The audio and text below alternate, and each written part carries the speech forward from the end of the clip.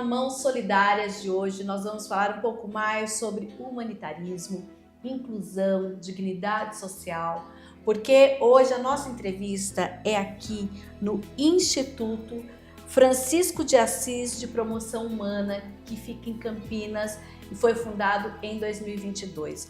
O meu bate-papo agora é com o Fernando Yazbek, José Fernando Yazbek, que é o presidente aqui do Instituto. Seja bem-vindo e eu já o convido a contar para quem está em casa como surge um instituto, porque quem chegou aqui, pelo menos a gente já viu que o Instituto parece que é uma ação de algo muito maior. Conte-nos, por favor. Primeiro, muito obrigado pela oportunidade, é uma honra participar de um programa tão prestigiado e, sobretudo, alguém que faz um trabalho como vocês, que despertam nas pessoas a consciência cívica, o papel que cada um de nós tem de contribuir com nossos semelhantes. Quando nós fundamos o Instituto Francisco de Assis de Promoção Humana, que é um centro espírita, na vertente religiosa, mas tem uma vertente assistencial que é o esforço principal, e nesse campo ele é laico, nós conseguimos conversar com várias outras instituições até para aprender. Quem começa tem que aproveitar a experiência daqueles que estão à frente. E assim nós ao visitarmos outras instituições, nós fizemos parcerias com padres, com instituições espíritas e vemos com grande alegria o trabalho crescendo em benefício das crianças desta cidade. Nós sabemos que as necessidades são sempre significativas e todo esforço cidadão contribui para uma sociedade melhor. Sim.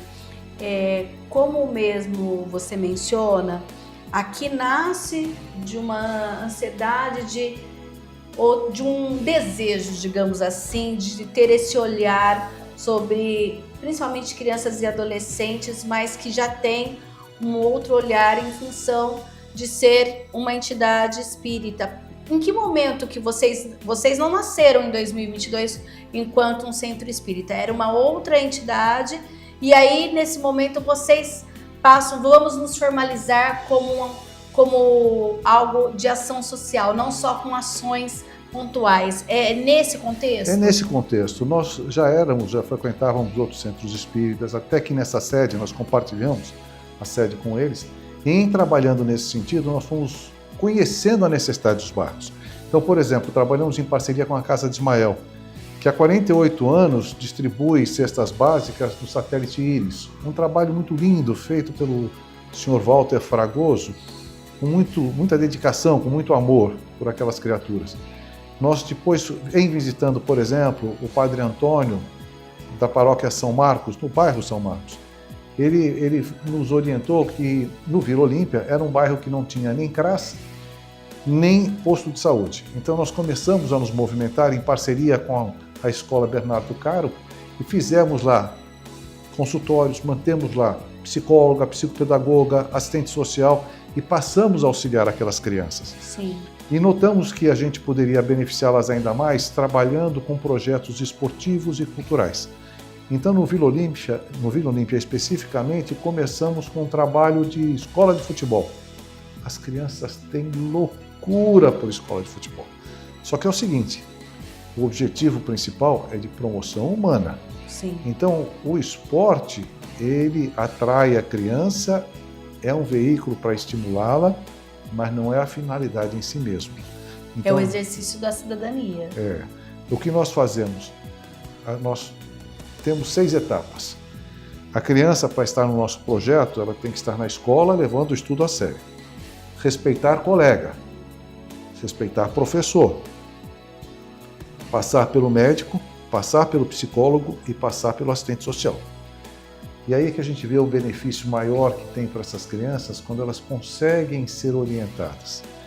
E quando elas aprendem também um pouco mais do benefício da disciplina, da valorização, o trabalho das psicólogas reunindo as meninas, ensinando-as a cuidar dos cabelos, a se embelezarem, os meninos sendo educados para serem companheiros, respeitosos até no futebol. Eu brinco que a nossa assistente social é uma gigante de 1,45 m, porque se o garoto começa a dar alteração na escola, ele levanta o cartão amarelo. E os garotos não querem ver aquele cartão amarelo pela frente, não. Então eles se comportam muito melhor, o que permitiu que a Escola Bernardo Caro em 2024, passasse da categoria prata para a categoria ouro, direto do governo estadual. Sim. Por quê? Melhorou o desempenho escolar, diminuiu a evasão, então melhorou a disciplina. Então, isso que nós queremos. Nós queremos que essas crianças visualizem o futuro de progresso, de prosperidade, de família que os espera à frente. O senhor menciona bastante o atendimento à criança, principalmente a gente que conhece ali a região dos Amarais, né? Falou do Satélite Íris, que também é no distrito do Campo Grande, lá da Vila Olímpia. A gente percebe que é uma população que tem uma vulnerabilidade social importante. E como que fica também a questão de passar isso para os pais ou responsáveis? Também há um atendimento, esse olhar do Instituto para essa família, de que forma? Olha, ele se desenvolveu até pelo conhecimento do território. A nossa assistente social, as nossas psicólogas trabalhando com essas crianças, foram notando que em muitas delas a solução dependia do lar. E passaram a convidar as mães. Então nós assistimos mães e filhos. Sim. Pouquíssimos pais nos procuraram, mas mães muitas. E com isso nós conseguimos auxiliá-las também. Cada uma delas tem sua história, mas em todas elas há um aspecto que é comum: o anseio por oportunidade e dignidade. Sim. A necessidade de apoio e respeito. E dentro das nossas modestas possibilidades, nós oferecemos tudo que está ao nosso alcance. Mas é lindo ver que nunca trabalhamos sozinhos. Outras instituições também nos auxiliam na hora de fazer o bem ao próximo. Porque essa metodologia justamente de buscar parcerias com outras instituições para a elaboração de cada projeto, José Fernando? Porque é o princípio do feixe de varas. Você, quando está reunido em sinergia, todos ganham. E a verdade é que quando se pratica o bem, quem mais se beneficia é quem o faz. Então, quando nós temos oportunidade, instituições católicas, empresas, inúmeras empresas nos apoiam.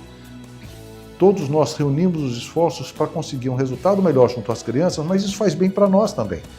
Cada pessoa que chega e se afeiçoa a uma criança de comunidade, nós temos aqui crianças autistas, crianças com síndrome de Down, crianças que sofreram violência doméstica. Você trabalhou na BVH, nós começamos nosso trabalho com a BVH e vemos o trabalho generoso, bonito que é feito por tantas instituições em benefício dessas crianças que não são vistas muitas vezes. Sim. Então, quando nós temos aqui, talvez apareça na gravação, a música deles tocando lá, ter uma criança que sofreu violência doméstica e ela poder ter uma aula de canto, ou uma aula de violino, violoncelo, e se sentir valorizada por isso, realiza todos nós. Daqui a pouquinho, inclusive, vocês vão acompanhar de que forma a música muda, a música transforma e até faz com que cada pessoa que participa desse processo ganhe uma visibilidade e consiga ressignificar a sua própria vida. Em que momento a gente falou, por exemplo, de criança em vulnerabilidade e você acaba de mencionar, inclusive, a aula de música. A gente está falando de dar pão a quem tem fome, que é uma prioridade máxima quando a gente pensa em vulnerabilidade social, da cidadania através do esporte, visibilidade através do canto, da música, do instrumento. Como que vocês conseguiram pensar em cada vertente, partindo, claro, das qualidades também de quem está em cada projeto e também das necessidades de quem participa desses projetos? A solução se construiu com o tempo. Embora o tempo seja pouco, nós estamos com 3 anos de criação, mas ele foi muito fecundo, foi muito oportuno. Então nós vemos, por exemplo, você falou de dar pão a quem tem fome. Quando nós fizemos a parceria com a Casa de Ismael, exatamente para que o trabalho que vinha sendo feito pelo Sr. Walter não morresse, o Instituto assumiu as custas do projeto, algumas vezes com parceria de empresas, outras vezes não. Então a empresa BYD, por exemplo, a empresa EMS, por vários meses nos apoiaram. Quando decidiam, nos apoiavam. E nós distribuíamos cestas básicas, como fazemos até hoje em vários bairros, mas o Satélite Íris é o que mais recebe. Sim. E nós muitas vezes nos questionávamos, é o seguinte, vale a pena manter a cesta básica? Eu só estou dando peixe, eu não estou ensinando a pescar. Mas você falou uma coisa importante, dentro da pirâmide de Maslow, é o básico, você tem que pelo menos começar pelo alicerce. E uma moça que veio aqui buscar os enxovais de bebê, que é uma outra parceria da Cruzada dos Militares Espíritas com o Instituto Francisco de Assis, ela nos conta a seguinte passagem que muito nos emocionou. Moça, seus 20 e poucos anos, o marido havia sido assassinado um mês antes, estava com um bebê de 1 ano e 2 meses e estava grávida. Sim. Ela chega, senta aqui, comenta, ela vive no Satélite Íris e falou o seguinte, olha, nasci e cresci lá no Satélite Íris, a gente passa por muita dificuldade, mas sabe, é interessante, a única coisa que nós nunca passamos foi fome, por causa da cesta básica que o Sr. Walter trazia. Isso me marcou, eu falei, não dá para deixar de atender. Sim. Por exemplo, tem uma menina no Vila Olímpia, hoje deve estar com 16 anos, ela é que sustenta a casa. Tem uma irmãzinha de 9, o pai está preso por tráfico de drogas e a mãe é viciada. Então, quando nós quisemos auxiliar essa moça, a assistente social falou assim, temos que ir com cuidado. Por quê? Porque o que quer que ela traga para dentro de casa, amanhã espanca para trocar por drogas. Sim. Então o que a gente faz? A gente põe a cesta básica numa vizinha ou perto, ela pega a xícara do que ela vai preparar de comida, dia a dia. Sim. Tá certo? Quando ela precisa de alguma coisa, ela fala com a assistente social, a gente procura prover, mas tem que ser bem a conta-gotas, para que ela não sofra a pressão da própria mãe por causa das drogas. As drogas destroem a sociedade. Sim. Então nós vemos que há muitas pessoas boas querendo ajudar, mas cada auxílio, cada projeto depende da realidade do local.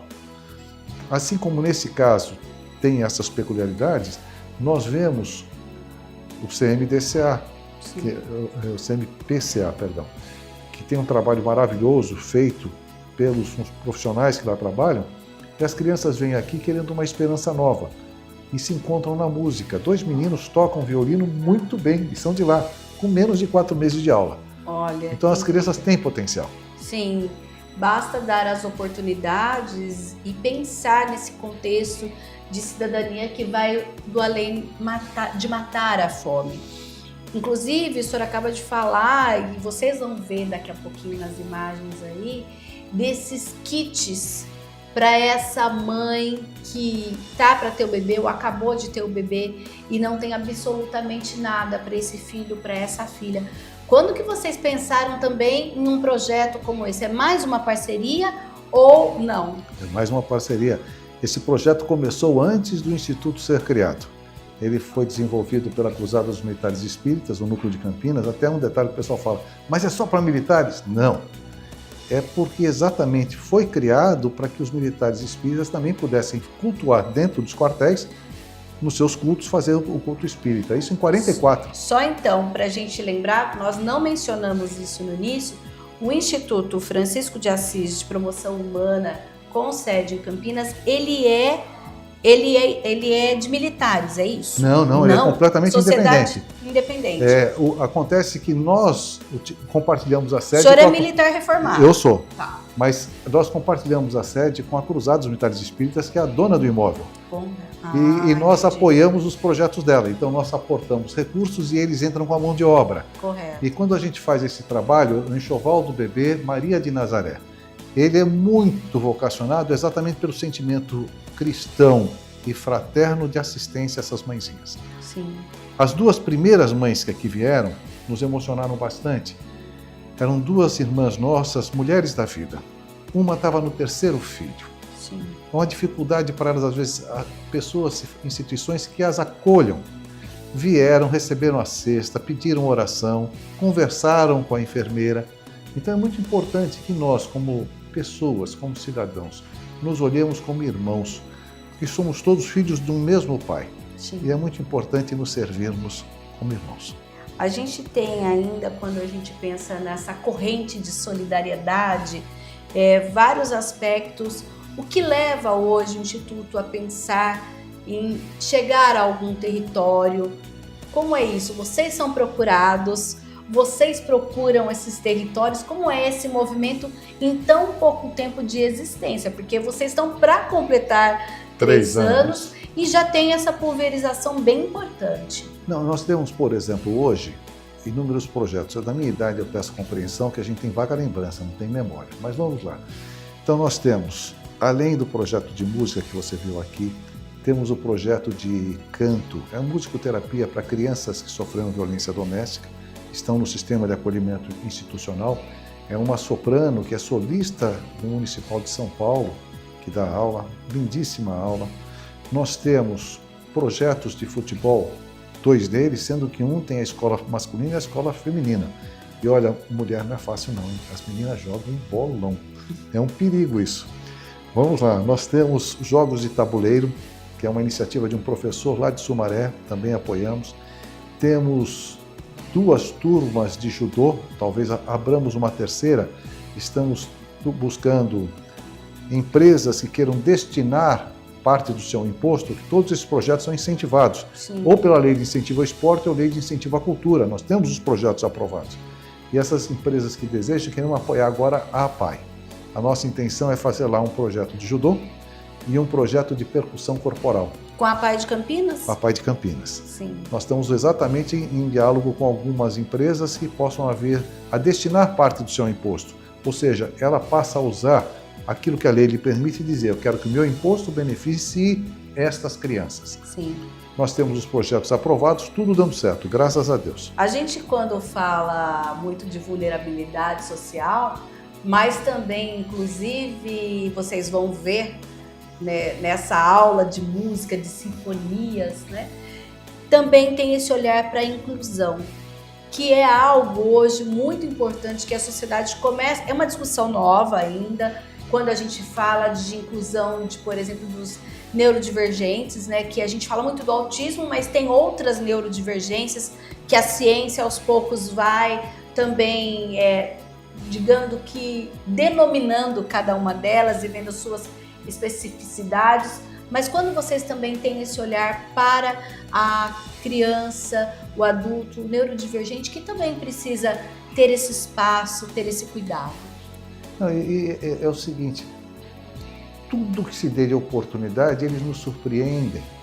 A pessoa estimulada, a criança estimulada, o adolescente, ele quer se superar, ele quer o reconhecimento. Então nós vivemos com muita alegria, e digo mais, com gratidão a Deus, pela oportunidade de trabalhar com pessoas tão generosas quanto aqueles que são os professores e os treinam, e dentro de um princípio bastante ecumênico, respeitoso.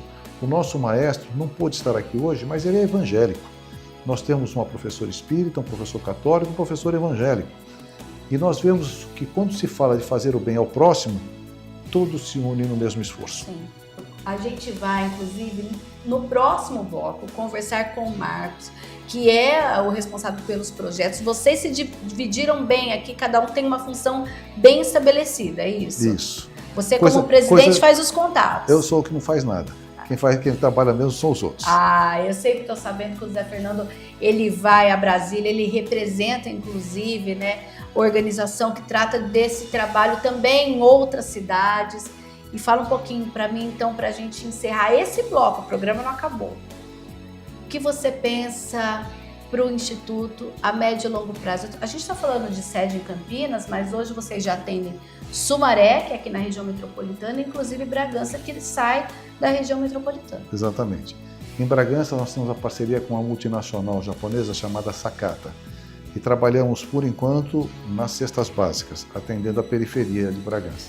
Nós temos aqui desde a distribuição de cesta, ao enxoval do bebê, aos trabalhos de artesanato, mas, por exemplo, em Sumaré, o trabalho começou com a alfabetização de crianças durante a pandemia.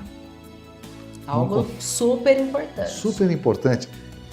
Crianças, até emociona, crianças que em 3, 4 meses conseguiram ser alfabetizadas, mas uma menina de 12 anos, quando ela conseguiu pela primeira vez ler todas as letras do alfabeto, parecia que ela tinha vencido uma Olimpíada. Eu acredito, até porque quando a gente começa a perceber os números da educação, hoje a gente vê que há uma discrepância enorme entre, por exemplo, o ano letivo e o aprendizado de acordo com aquele ano letivo. Então, sempre algo que agrega muito. É um desafio, mas quando você vê essas crianças crescendo, nos faz muito bem. E o que nós pensamos para o Instituto pensamos que ele deve ser um espaço onde os cidadãos de bem possam auxiliar em benefício de outros cidadãos, que nós somos uma só sociedade. Aquela tal história de nós nos isolarmos dentro da nossa bolha não funciona. Nós temos todos uma responsabilidade social. E quanto melhor cada um de nós fizer em benefício do todo, melhor será a sociedade em que todos viveremos. Tá certo, muito obrigada. Um abraço grande, muito obrigado a você. Eu que agradeço. Olha, o Mãos Solidárias vai para um breve intervalo. Já já a gente volta, como prometido, mostrando essa sinfonia que está tocando aqui ao fundo e também um detalhamento dos projetos que são realizados pela instituição. Até já!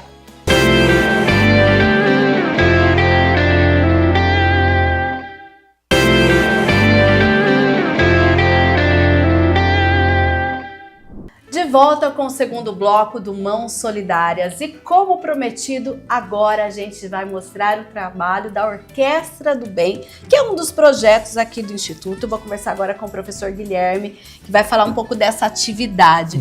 Conta para mim como é ser voluntário aqui do Instituto, já era de outro projeto, veio para trabalhar com a orquestra. E como tem sido esse trabalho, professor? Tem sido uma experiência muito, muito gratificante. Bom, eu entrei no projeto por convite do maestro Samuel, e o Samuel já me conhecia há alguns anos, né? Ele sabia que eu trabalhava com crianças, que eu dava aula para crianças, e trabalho com música terapia também. Então, assim, acabou juntando muitas coisas que eram favoráveis ao projeto, né? Tá auxiliando, porque a ideia principal do projeto é estar sendo um projeto de inclusão, tá trazendo crianças típicas, crianças atípicas, para a gente formar essa nossa linda orquestra, né? E está sendo maravilhoso o resultado. Desde quando ele existe o projeto? O projeto existe há pouco mais de um ano. A gente iniciou o projeto, os instrumentos foram comprados em julho do ano passado, e até então a gente tem ensinado aqui as crianças no projeto. Essas crianças que chegam, elas têm aqui esse primeiro contato com o instrumento. Como que é essa escolha de qual instrumento elas vão tocar, tentar tocar, como que é isso? Sim, a gente tem à disposição hoje o violino e o violoncelo. A gente vai pela preferência de cada criança, né? E aos poucos a gente vai ensinando cada um, né? Vendo qual que a criança se adapta mais. Geralmente a orquestra realmente precisa de mais violinos, a gente acaba encaminhando um pouquinho mais para o violino. O essencial é que, assim, todo mundo esteja aprendendo junto, todo mundo no mesmo passo e felizes, né? Que eu acho que é o principal para uma orquestra tá acontecendo, né? Uma orquestra tá tocando todo mundo unido e com bastante alegria. A gente muitas vezes não entende, quem está em casa pensa, olha, são instrumentos dificílimos. Como é essa questão de apresentar esse instrumento para cada um deles? A gente tem um trabalho bastante didático, né? Que vem desde de ensinar um pouquinho da forma de mão. O arco ele é um instrumento à parte, ele demanda muita habilidade nas mãos. E o violino a gente precisa estar sempre ouvindo, então a gente treina bastante o cantar junto com o tocar. Vocês veem que a gente apresenta músicas que eles conhecem, que já tem no cancioneiro popular, inclusive, como anunciação. Então é mais fácil de estar debaixo do dedo. E as crianças conseguem se desenvolver mais rapidamente dessa maneira. É também, ao mesmo tempo, essa musicoterapia para quem está participando de cada uma das aulas e com espectadores também que acabam sendo atendidos enquanto acompanham cada uma dessas aulas?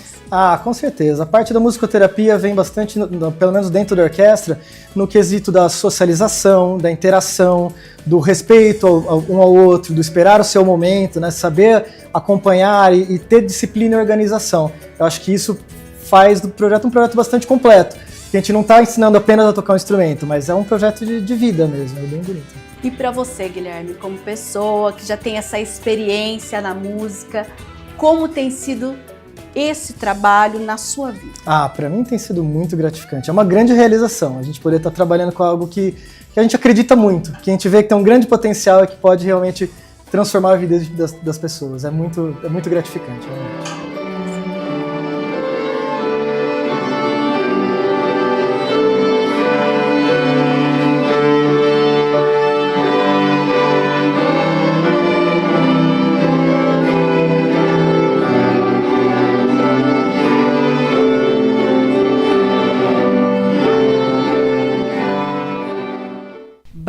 Agora, como que é para você tocar aqui com seus amigos? Conta para mim um pouquinho. Eu adoro tocar com meus amigos, é muito bom, achei muito legal e prazer estar com vocês. Qual é o instrumento que você toca? Violino. Você aprendeu aqui, já sabia antes? Me conta essa história. Eu fazia curso de violino antigamente. Aqui é a primeira vez tocando. Primeira vez? Eu tenho em 2009. Ó, então mostra que faz um solo aí pra gente.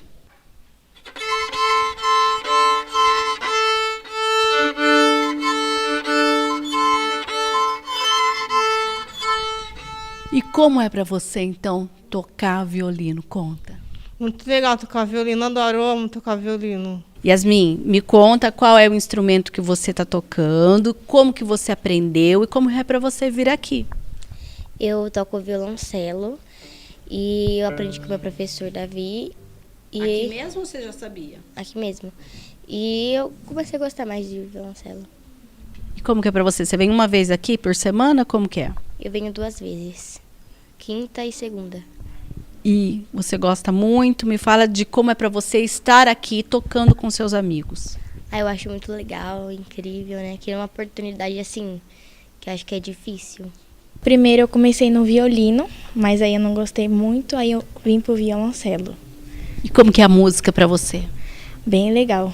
Você sempre tocou violoncelo? Você aprendeu aqui? Me fala um pouquinho dessa atividade para você.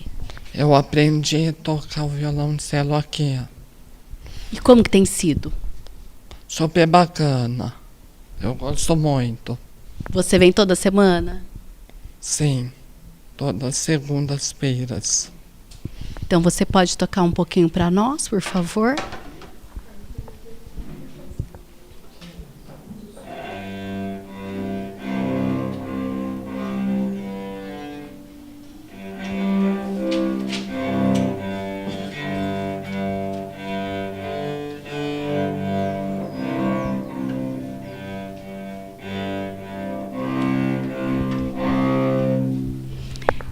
E como é a música para você, né? Como que é o que a música representa na sua vida? A tudo, eu sempre gostei de música, sempre tive vontade de aprender algum instrumento. E agora teve a oportunidade. Sim. Olha, eu nunca toquei violino, nunca toquei nenhum instrumento, mas por o que os professores falaram, eu e o pessoalzinho que está começando também, está sendo muito bem-vindo aqui, né? E a gente está indo super bem. E por que você escolheu o violino? Me conta dessa história. Já pensava ou conhecia um instrumento aqui? Desde criança eu sempre quis ter a vontade de tocar violino, então acho que a oportunidade foi ótima e está sendo maravilhosa.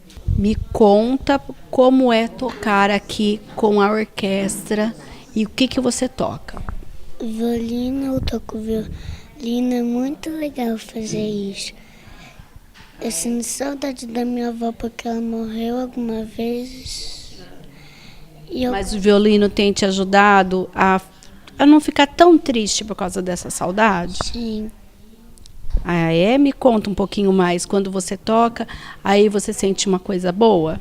Sim.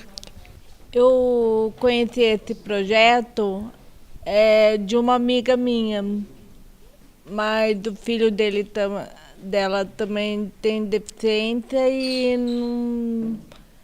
ele não está fazendo, ele não foi chamado, só eu. E você já tocava antes ou está aprendendo aqui? Estou aprendendo aqui. E como tem sido essa experiência? Me conta. Foi muito legal esse projeto. Vamos tocar um pouquinho?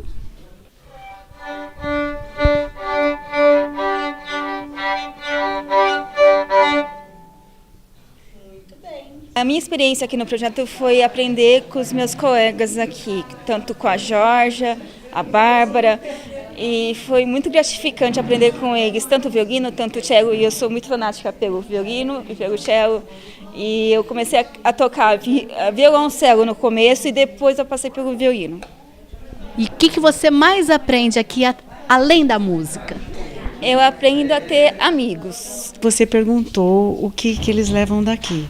Ela falou, e eu tenho uma coisa a mais, né? É uma coisa que é muito difícil, pelo menos para mim, como mãe, de autista, né, de atípico, criança, e é de ensinar a empatia. E aqui, eles saem daqui sentindo isso, né? Então não é preciso ensinar. Na verdade, essa vivência traz para ele o olhar para o outro. Ai, que nem a minha filha, a Natália, aí fala em casa, ai mãe, eu ajudei o meu amigo, ele me ajudou. Então, assim, tudo que a gente quer ensinar, na verdade, é só fazer que eles aprendem. Que tem sido essa vivência da Geórgia aqui? Como tem sido para você acompanhar cada passo dela? Então, quando a gente foi convidado, né, eu sabia da dificuldade que é o violino, o violoncelo, que são os instrumentos, um dos mais difíceis, não, de tocar. Eu até não acreditava muito, sabe? E daí, com a vivência dela aqui, com o aprendizado, eu acho que isso desperta para a mãe, né, que é mãe de autista, é uma mãe atípica, né, a crença, a esperança do que o filho pode aprender. O que ela aprende, o que ela vive aqui, ela leva para casa também como algo que tem, de certa forma, ressignificado coisas na vida dela? Sim, porque é um grupo parecido, né? É um grupo que acrescenta. Ela se sente incluída mesmo, né? Como que tem sido para você trazê-lo aqui e tudo mais? Então, é um desafio, né? É uma coisa nova. Como ele é autista, né? Eles fizeram um teste lá com essas crianças lá na instituição Adacamp e ele ficou encantado, porque o som, né? Ele gosta de música, então foi uma experiência que está sendo maravilhosa, né? Porque a música é uma transformação, calma. Eu me emocionei o primeiro dia que eu vi eles tocando aqui, que eu nunca tinha visto, eu tive na televisão totalmente diferente. Eu tive assim, não é aquela mesma expectativa que a gente está aqui sentado e vendo eles tocar cada evolução de cada um. Muito emocionante. Muito emocionante.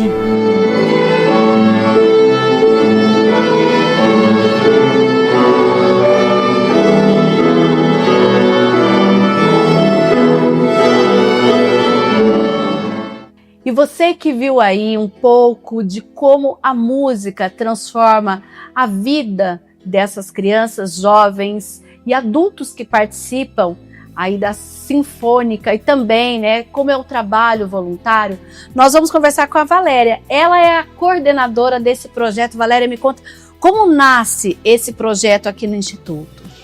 Nasce do maestro Samuel, e o maestro Samuel idealizou um projeto, uma orquestra que pudesse reunir pessoas neurodivergentes e não neurodivergentes, os atípicos e os típicos. E hoje temos aí o que você pôde prestigiar, que é essa apresentação formidável de todos os integrantes. Mas de que forma, dessa construção, desse ideal que passa o maestro, esse projeto vem para você, para essa execução? Quais foram as etapas? A primeira etapa é selecionar, na verdade, fazer a audição dos interessados. Sem a audição, não tem como o integrante vir para a orquestra, estar com o seu instrumento, se o músico, se o professor não entender a habilidade, o que ele já sabe, o que ele não sabe, como ele vai ser trabalhado no decorrer do projeto. Eu conversei, inclusive, com uma das mães que falou que quando vocês estiveram na Adacamp, que é também uma instituição que atua com esse público, que aquilo lá foi um divisor de águas para ela. Como que é também ir até as instituições em busca desse público para trabalhar aqui a inclusão com a música? Você falou a palavra-chave, inclusão. Se nós não tivermos parceria com outras instituições que também trabalham a questão, atende o neurodivergente, o projeto também não faz sentido, porque o espaço é deles. Então, fazer essas parcerias com a Adacamp, com outras instituições, é essencial para o caminhar do projeto, para a vida do projeto. Vocês têm rede social? Como que vocês hoje, além do site, também divulgam esse trabalho e até novas parcerias? No Instagram, do Instituto Francisco de Assis, IFAPH, @.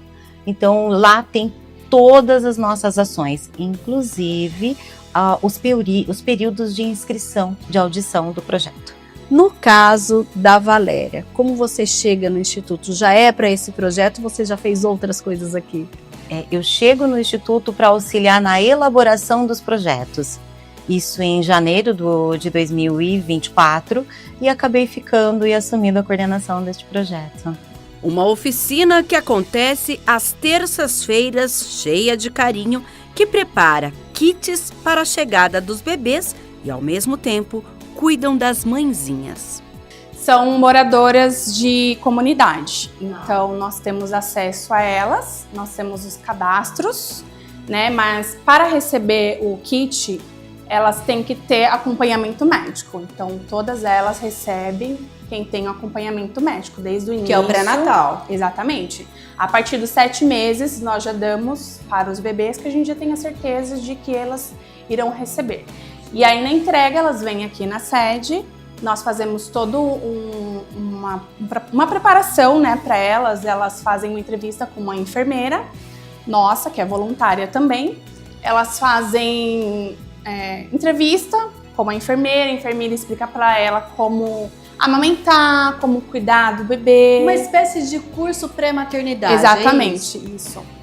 E elas ficam assim maravilhadas, né? Inclusive nós temos uma mãe que semana passada ela veio aqui com o seu filho que já recebeu o enxoval, hoje ele está com 2 anos de idade. São moradoras de comunidade, então nós temos acesso a elas, nós temos os cadastros, né? Mas para receber o kit, elas têm que ter acompanhamento médico. Então todas elas recebem quem tem o acompanhamento médico desde o início. Exatamente. A partir dos 7 meses, nós já damos para os bebês que a gente já tem a certeza de que elas irão receber. E aí na entrega elas vêm aqui na sede, nós fazemos toda uma preparação, né, para elas fazem uma entrevista com uma enfermeira nossa, que é voluntária também. Elas fazem entrevista com uma enfermeira explica para ela como amamentar, como cuidar do bebê. Uma espécie de curso pré-maternidade. Exatamente, isso.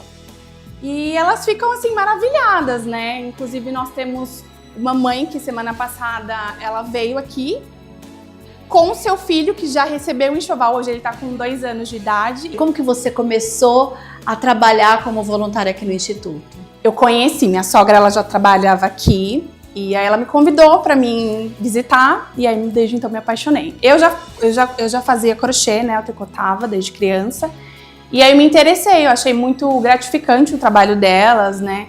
E aí eu me interessei e comecei a participar. E desde então já tô. Mas aí, você já veio para esse núcleo, você participou de outros trabalhos e depois falou, eu quero trabalhar com essa parte dos bebês e das mamães? Não, eu comecei aqui mesmo. Sim. Vocês atendem em média quantas mães por mês? Tem uma média? Na verdade, hoje nós temos até hoje já 850 mais ou menos enxovais doados até hoje. Essa família, ela continua sendo acompanhada pelo Instituto em outros projetos? Elas recebem um auxílio cesta básica, que todos os meses elas são fornecidas. E aí a gente tem um cadastro delas, né? Elas recebem também conforme as crianças vão indo para a escola, indo pro médico. Tem que ter todo esse acompanhamento. Se não tiver acompanhamento, né? Então é bom porque daí incentiva elas a levarem os seus filhos para o médico, tem aquele acompanhamento todo. E aí, você já tinha sido voluntária antes em algum projeto? Não. E como é para você ser voluntária aqui?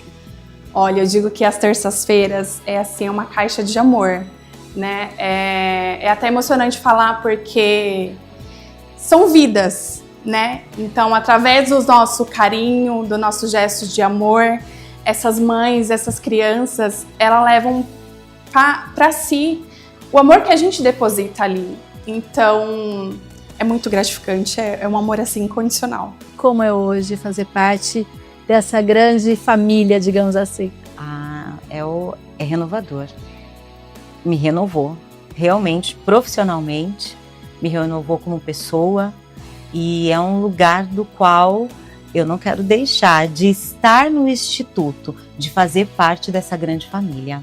Tá certo, então muito obrigada, viu? Eu que agradeço. E você pode acompanhar, olha, além das redes sociais que aparece aí no seu vídeo, no Instagram do Instituto, tem também o site, olha, que é ifaph.org.br. Lá você encontra os detalhes de todos os projetos, como é o funcionamento e tudo mais. Mãos Solidárias fica por aqui deixando essa mensagem. Vou pedir inclusive um sobe-som dessa linda sinfônica que fez essa apresentação especial pra gente e que a gente compartilha com você novamente aí em casa.